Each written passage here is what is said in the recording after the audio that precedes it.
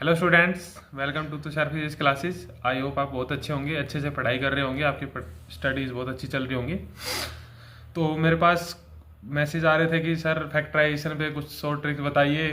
तो आज हम फैक्टराइजेशन पे कुछ वीडियो बना लेते हैं, कुछ इनको सोल्व करने की कुछ आसान ट्रिक देख लेते हैं कैसे सोल्व करते हैं फैक्टराइजेशन को। तो आइए हम करते हैं फैक्टराइजेशन कैसे करते हैं। तो सबसे पहले मैं बताता हूँ क्वाड्रेटिक इक्वेशन किस फॉर्म में होती है। क्वाड्रेटिक इक्वेशन की जनरल फॉर्म तो आपको पता होगी, क्या होती है? A x square plus b x plus c. जो ए बी और सी है मेरे पास क्या है? कांस्टेंट है कुछ, ठीक है। तो मेरे पास ये जनरल फॉर्म होती है क्वाड्रेटिक इक्वेशन की, ठीक है। मेरे पास मान लेते हैं क्वेश्चन है x square minus 5x minus 6।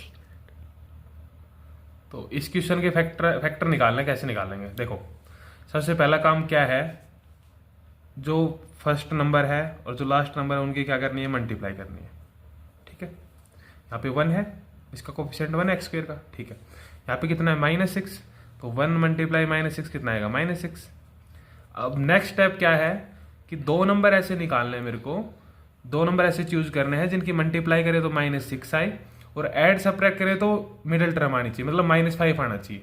तो दो नंबर ऐसे निकालो जिससे मल्टीप्लाई करे तो -6 आए, ऐड या सब्ट्रैक्ट करे तो -5 आए।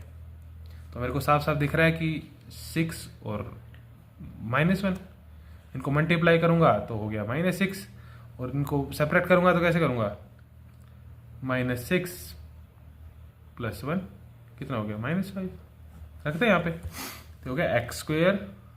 देखो कैसे स्प्लिट करना है इसको, -5 आना चाहिए, इस तरीके से अरेंज करना है इसको कि -5 आए। इसको लिख देते हैं -6x प्लस x -6।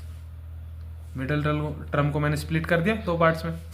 अब नेक्स्ट काम क्या है? दो के पेयर बनाने, ठीक है। दो के पेयरिंग करी।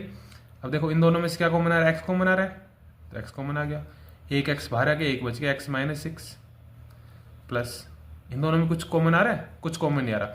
जब भी कुछ भी कॉमन आए तो हमेशा 1 कॉमन निकालना है, निकाल लिया। तो क्या बच गया मेरे पास? x -6। अब दोनों को जो x -6 है, x -6 है, इनको एक बार लिख लेंगे। बच क्या गया मेरे पास? x plus 1। देखो हो गया फैक्टराइजेशन। देख लेना, जब ये जो ब्रैकेट में जो यहाँ पे वैल्यू आएगी वही सेम वैल्यू यहाँ पे आनी चाहिए, तभी आपका क्वेश्चन सही है। अगर ये वैल्यू डिफरेंट आ रही है आपकी दोनों, तो ये आपका क्वेश्चन कहीं ना कहीं आप कैलकुलेशन मिस्टेक कर रहे हो। तो देख लेना ये दोनों वैल्यू ब्रैकेट में सेम आनी चाहिए, हमेशा हर क्वेश्चन में सेम आएगी। अगर ये डिफरेंट आ रही है तो फिर कहीं ना कहीं गलती है। तो ये देखो, ये फैक्टराइजेशन कर लिया, समझ में आया। एक क्वेश्चन और करते हैं। तो देखते हैं मेरे पास नेक्स्ट टाइप एक दूसरी रूट वाले टाइप है, इसमें भी थोड़े डाउट रहते हैं, इसको भी थोड़ा कर लेते हैं। सेम काम वही करना है, फर्स्ट नंबर और सेकंड नंबर लास्ट नंबर की मल्टीप्लाई करनी है। दोनों को मल्टीप्लाई कर दो, कितना आ गया? 5√5 मल्टीप्लाई 3√5। तो 5 3 15 मल्टीप्लाई √5 मल्टीप्लाई √5 कितना हो गया? 5। तो 15 5 जा 75। तो दो नंबर, अब नेक्स्ट स्टेप यही था कि दो नंबर ऐसे निकालने जिनकी मल्टीप्लाई करे तो 75 आए और जिनको ऐड सेपरेट करो तो कितना आना चाहिए? बीच वाला 20 आना चाहिए। तो 15 और 5 हो गए, 15 और 5 को मल्टीप्लाई करोगे तो 75 और 15 प्लस 5 करोगे तो कितना आएगा? 20। हो गया, स्प्लिट कर दो। देखो ये हो गया 5√5 x square plus 15x plus 5x plus 3√5 हो गया। मिडिल टर्म को स्प्लिट कर दिया।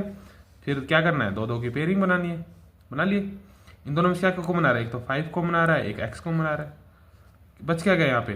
√5 और एक x बच गया, प्लस 5 बाहर आ गया, x बाहर कितना बच गया? 3, ठीक है। प्लस अब इन दोनों में देखो क्या कॉमन आ रहा है। यहाँ पे मेरे पास 5 है, यहाँ पे √5 है, तो मैं 5 को कंसिडर कर सकता हूँ √5 मल्टीप्लाई √5। इसको मान सकते हैं √5 मल्टीप्लाई √5, 5 ही आएगा। तो देखो √5 इसमें भी है, √5 इसमें भी, दोनों से √5 कॉमन निकाल ले तो मेरे पास क्या बच गया? √5x plus 3। देखो दोनों सेम टर्म आ रही है, तो दोनों कॉमन लिख देंगे एक बार, तो होगा 5x प्लस 3। बच क्या गया मेरे पास? 5x plus √5। समझ में आया फैक्टराइजेशन? तो आई होप आपको बहुत अच्छे से समझ में आया होगा।